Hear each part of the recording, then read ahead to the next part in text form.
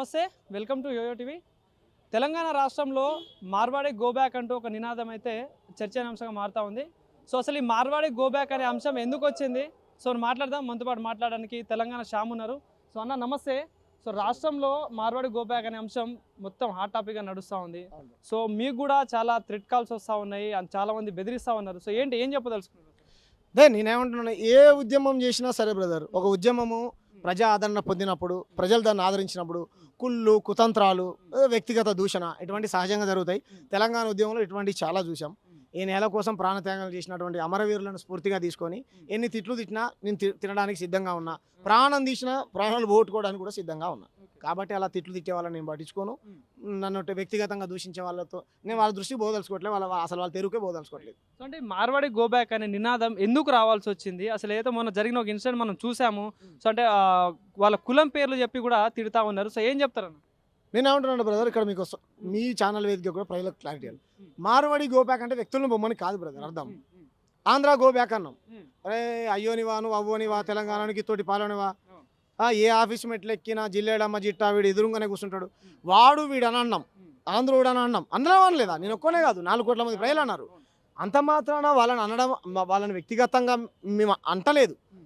ఏదైతే అక్కడ భావోద్వేగంతో ప్రాంతేతరుడు వచ్చి మా దళిత బిడ్డపై కొట్టి కులం పేరుతో బహిరంగ ప్రదేశంలో దూషించి ప్రాంతం వాడిని ప్రాంతేతరుడు కొట్టినప్పుడు సహజంగా సమాజం నుంచి ఎవడనాయన పక్కనే 100 కిలోమీటర్ల దూరంలో ఉన్నటువంటి ఆంధ్ర ఆధిపత్యానికి, ఆంధ్ర పెట్టుబడిదారులకు, భూస్వాములకు వ్యతిరేకంగా కొట్లాడి మా రాష్ట్రాన్ని మేము సాధించుకున్నాం.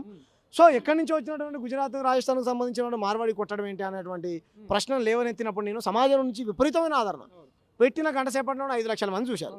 అంటే ప్రతి రంగంలో వీళ్ళు దూరిపోవడం కాకుండా ఇక్కడ తెలంగాణ ప్రజలు కొంటున్నటువంటి వస్తువులతో, అంటే మీరు డబ్బులతోని మీరు ధనాన్ని కూడగట్టుకుంటూ మా మీద దాడులు చేస్తారనేటువంటి ఒక తిరుగుబాటు మొదలైంది. దాంతోపాటు అన్ని ఎప్పటి నుంచో, ఇప్పుడు ఆ ఉద్యమం ఆనించి మొదలుబాటు అనేది ఎప్పటి నుండో స్టార్ట్ అయింది కానీ బయటికి రావట్లేదు. మొన్న బయటకు వచ్చిందని మీరు అనుకుంటారు, అందరూ అనుకుంటారు. చాలా తప్పు బ్రదర్. ఈ మార్వాడి, రాజస్థాన్, గుజరాతీ కల్చర్కు వ్యతిరేకంగా వీళ్ళ ఏవైతే వీళ్ళ సంస్కృతిని బలవంతంగా మనమే రుద్దుతా ఉన్నారో, అంటే మన వాళ్ళు కూడా అదే వాళ్ళ కల్చరే గొప్పది అనేటువంటి భావనకి వెళ్ళిపోతూ ఉన్నారు. కాబట్టి వాళ్ళ కల్చర్ వాళ్ళ గొప్పది, మనం కాదంటలే. మన కల్చర్ మనకు గొప్పది కదా. నా ఇంటికి వచ్చి ఏమంటారు, నీ ఇల్లుని పొగుడుతా అంటే ఎట్లా? నా గృహప్రవేశానికి పిలిస్తే నీ ఇల్లు బాగుండాలని, నీకంటే మా ఇల్లే బాగుందంటే నాకు బాధ అనిపిస్తుంది కదా. సో నేనేమంటున్నానంటే, నీ ఇల్లు నీకున్నది, నీ ఇల్లు అంటే నీ గౌరవం, నా ఇల్లుని, నా ఇంటి కోసం నువ్వు గౌరవించాలనేటువంటి కోణంతో ఈరోజు ప్రజలంతా ఇది చాలా దుర్మార్గమైంది, ఇది ఒక ఆధిపత్యం అనేటువంటి భావనతో అన్ని, అంటే కుల వృత్తులు ధ్వంసం అయిపోయాయి, విశ్వకర్మలు ఆత్మహత్యలు చేసుకుంటా ఉన్నారు, పద్మశాలీలు నాటి చేనేత చేజారిపోతున్నది, నేడు సిరిసిల్ల ఉరిసిల్ల అవుతున్నదని జయరాధన పాట రాశాడు. ఇప్పుడు ఆ పాటలన్నీ మళ్ళీ మాకు గుర్తొస్తున్నాయి. కాబట్టి ఉద్యమం అంతా గుర్తొస్తూ ఉన్నది.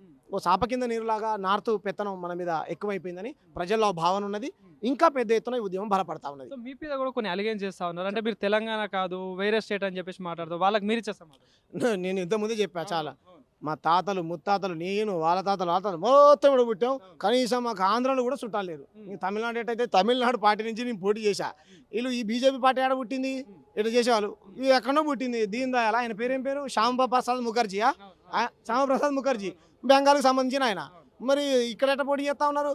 మా పార్టీ వీసీకే పార్టీ, విముక్తి చిరుతల కక్షి. మా ఎంపీ గారు చిదంబరం ఎంపీ, మా పార్టీకి 2 ఎంపీ, ఇంకో ఆయన విల్లుపురం ఎంపీ, 4 ఎమ్మెల్యేలు, 2 ఎంపీలు ఉన్నారు తమిళనాడు నుంచి. మేము దక్షిణాది వేదికగా ఇప్పుడు తమిళ పార్టీనే వాస్తవమే, మేము కాదంటలే. తెలంగాణ మేము అట్లా అనుకుంటే టీఆర్ఎస్ కండవలు కప్పుకొని తిరిగినటువంటి వ్యక్తులు బీజేపీ పార్టీలో చేరలేదా? మరి తెలంగాణ వాదులందరూ ఎమ్మటే మళ్ళీ జాతీయవాదులు అయిపోయారా? ఇదంతా ఇప్పుడు రాజకీయ సమస్య కాదు బ్రదర్. ఇది రాజకీయ సమస్య, ఆ పార్టీ ఈ పార్టీ మాత్రం కులం కాదు, ఇది మార్కెట్ సమస్య. తెలంగాణ ఇది మార్కెట్ సమస్య. రైట్, ఎవరైతే మాట్లాడుతున్నారో నాతో చర్చకు రమ్మనండి. నా ఊరు, నా పేరు, మా తాతలు ముత్తాతలు మా ఇంటికి వస్తారా, ఏడికి వస్తారో చెప్పండి. ఈరోజు మా గ్రామం కూడా ఈ ఉద్యమాన్ని బలపరుస్తూ కులాలకు అతీతంగా, రాజకీయాలకు అతీతంగా ఈ ఉద్యమాన్ని సపోర్ట్ చేస్తూ ఉంది. మా గ్రామంలో తీర్మానం చేయబోతా ఉన్నాం. పక్క మీరు పోరాటం చేస్తూ ఉన్నారు మార్వాడి గో బ్యాక్ అని చెప్పేసి, కానీ కొంతమంది పార్టీ నాయకులు వాళ్ళని సపోర్ట్ చేస్తూ ఉన్నారు. సో మిమ్మల్ని కూడా ప్రశ్నిస్తూ ఉన్నారు, బీజేపీకి సంబంధించిన వాళ్ళు. అసలు మిమ్మల్ని అంటే నార్మల్ కొంతమంది మీరు విన్నారు, వాళ్ళ కౌంటర్లు కూడా ఇచ్చారు. సో వాళ్ళకి ఏం చెప్తారు? నేను ఒకటే బ్రదర్, రాజకీయ పార్టీలు మీరు ఎటు పక్కలు ఉండాలనుకుంటే అటు పక్కన ఉండండి, నాకేం బాధలేదు. ఎందుకంటే వాళ్ళకు ఉండేటువంటి ఓట్ల ప్రయోజనాలు వాళ్ళకు ఉంటాయి. మీకు ఓట్ల ప్రయోజనాలుగా, మీకు ఓట్ల ప్రయోజనాలుగా, నోట్ల ప్రయోజనాల కోసం మీరు పెట్టుబడిదారుల వైపు, ఇప్పుడు ఎవరైతే రాజస్థాన్, మార్వాడి, గుజరాతీ పెట్టుబడిదారుల వైపు ఉన్నారు, మీకు కావాలి. ఎలక్షన్లకు వచ్చినప్పుడు మీకు ఓట్లు అడిగే హక్కు లేదు. ఎవరిని? తెలంగాణ ప్రజల్ని. మీరు ఇప్పుడు పంచవృత్తులు 20 మంది ఆత్మహత్యలు చేసుకున్నారు. ఈ ఎవరైతే పద్మశాలు ఉన్నారో వలస పోతా ఉన్నారు. పత్తి ఇక్కడ పండుతుంది, ఈ పత్తి సూరత్కి వెళ్తుంది, ఆడ అంగీలు పాయింట్లు తయారైతే ఇక్కడికి వచ్చి అగర్వాల్ రూపంలో షాపులలో అమ్మకాన్ని పెట్టుకుంటారు. ఇగో చాలా సమస్యలు ఉన్నాయి బ్రదర్. కాబట్టి మేము ఏమంటున్నాం అంటే మీరు పెట్టుబడిదారుల వైపు ఉండాలనుకుంటే ఉండండి, అది కాంగ్రెస్ పార్టీ అయినా బీజేపీ పార్టీ మీరు ఉండండి. తెలంగాణ ప్రజల వైపు మేము ఉన్నాం, తెలంగాణ ప్రజలు మా వైపు ఉన్నారు. ఈరోజు ఉస్మానియా విద్యార్థులు కానీ, మహిళా సంఘాలు కానీ, ఇంతకుముందు మేధావులు కానీ, ఆఖరికి డిజిటల్ మీడియా ఈ ఉద్యమం ఎక్కడ మొదలైందో తెలుసా? మీకు ఛానల్ పేరు చెప్పొచ్చో చెప్పకూడదు కానీ డిజిటల్ మీడియా 2 మిత్రులు ఉన్నారు మన తెలంగాణలోనే. సోషల్ మీడియా మొత్తం ఈ ఏమంటారు ఈ ఉద్యమాన్ని బలపరుస్తూ ఉన్నది. ఎందుకనంటే వాళ్ళకు కూడా తెలుసు అన్న, వాళ్ళు కూడా గ్రామీణ ప్రాంతంలో తెలంగాణలో ఉన్నటువంటి జర్నలిస్టులు అందరూ గ్రామీణ ప్రాంతంలో నుంచి పుట్టి పెరిగి వచ్చిన వాళ్ళు. అరే మా గ్రామంలోకి జ్వరమైపోయాడన్న, ఆ తెలంగాణలో రోడ్లు లేనటువంటి గ్రామం ఉందేమో కానీ మార్వాడి దుకాణం లేనటువంటి ఇల్లు లేదు, గ్రామం లేదు. కాబట్టి ఈ రకంగా దూరకపోయారన్న అని చెప్పేసి పెద్ద ఎత్తున ప్రజల నుంచి ఈ ఉద్యమం బలపడతా ఉన్నది బ్రదర్.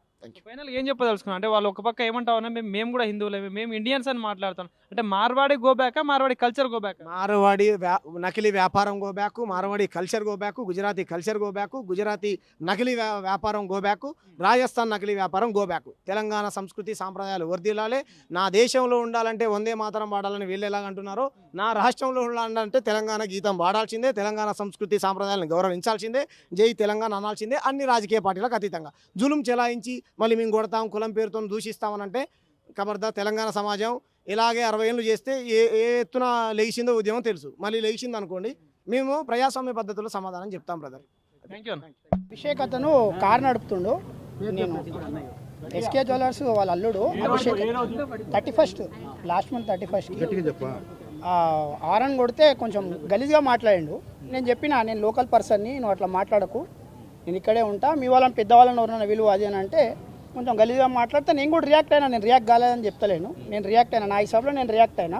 ఎందుకంటే నేను ఇక్కడ పుట్టి పెరిగిన, నాకు ఎవరితో ఏ విభేదాలు లేవు ఇక్కడ. నేను ఇక్కడ పుట్టి పెరిగినా, నాకు ఎవరితో ఏ విభేదాలు లేవు ఇక్కడ. వానికి నేను చెప్పిన మీ వాళ్ళు ఎవరైనా ఉంటే విలువండి, నేను మాట్లాడతా అది అని అంటే ఇంతలో అలా మామ వచ్చి మాట్లాడలే కూడా డైరెక్ట్ నన్ను కొట్టడం జరిగింది. కొంచెం వేరే మాట్లాడిండు. ఇంతలో నేను మా మిత్రులకు పిలిచిన 2 అరుణ్కి ఇంకా సాయిదాదాకి. వాళ్ళు వచ్చిన తర్వాత వాళ్ళపైన కూడా కొట్టడం స్టార్ట్ చేసారు.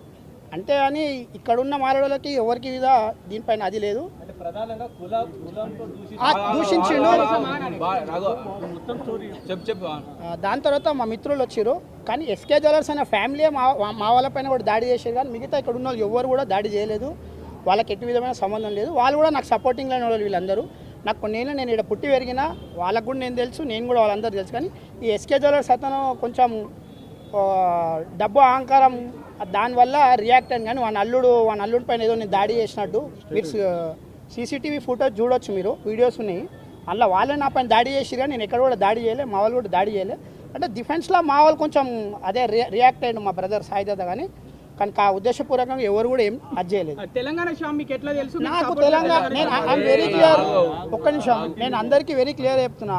మేము కానీ ఈ సోషల్ మీడియాలో జరుగుతున్న దానికి మాత్రం మేము బాధ్యులం కాము.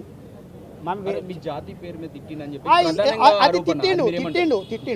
నేను ఒప్పుకుంటున్నా, 100% ఐ హావ్ క్లారిటీ. ఆయన తిట్టిండు, అది ఏమైనా ఉంటే నేను కోర్టులో చూసుకుంటా. కానీ ఇప్పుడు మా బ్రదర్ చెప్పినట్టు ఇది ఇక్కడ ఉన్న వాళ్ళకి ఇబ్బంది, మా వల్ల ఎవరికి ఇబ్బంది జరగద్దు, ఇది బయట రాంగ్ వేలో అవుతుంది. కాబట్టి ఈ ప్రెస్ మీట్. వ్యక్తిగతంగా జరిగిన విషయాల గురించి కులాల మధ్య ఎందుకు వచ్చింది? వ్యక్తిగత జరిగిన విభేదాల గురించి ఇది అతనికి నేను తెలుసు, నేను ఎవరో తెలుసు, నేను తెలుసు, ఈయన తెలుసు, ఆయన కూడా తెలుసు. కానీ ఆయనకి మన డబ్బు అహంకారంతోనే ఆయన రియాక్ట్ అయినా నేను అందరికీ చెప్తున్నాను. అది 100% ఆయన అన్నాడు. అట్లా రియాక్ట్ అయినానే నేను ఏ రోజు కూడా మీడియా ముందు రాలేదు, ఎవరికి కాల్ కూడా ఇవ్వలేదు, నేను ఏది కూడా చెప్పలేదు. మా బ్రదర్ కంప్లైంట్ ఇచ్చినప్పుడు వీళ్ళందరూ ఉన్నారు, వాళ్ళ అసోసియేషన్ వాళ్ళు కూడా ఉన్నారు కంప్లైంట్ ఇచ్చినప్పుడు. కానీ ఈ విషయం మీద బయట వేరే వాళ్ళు కూడా ప్రెస్ మీట్లు పెడుతున్నారు.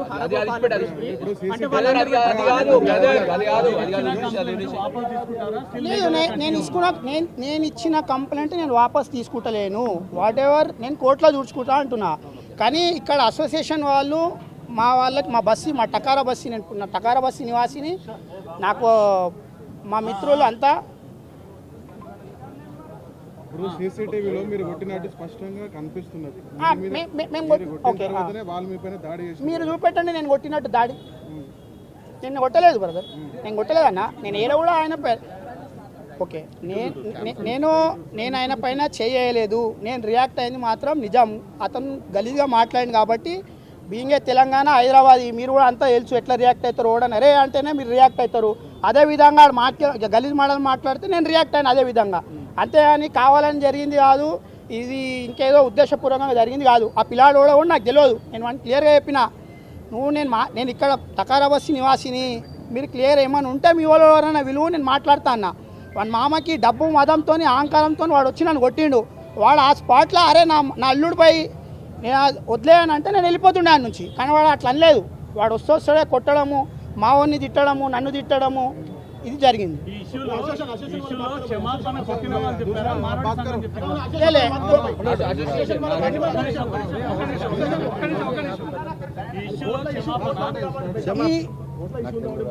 కొట్టిన వారు కూడా చెప్పారు, వాళ్ళ ఫ్యామిలీ కూడా చెప్పింది, ఈవెన్ అసోసియేషన్ వాళ్ళు కూడా చెప్పారు. నేను అసోసియేషన్ వాళ్ళ నుంచి నేను ఏ సమర్పణ కోరుకుంటలేను.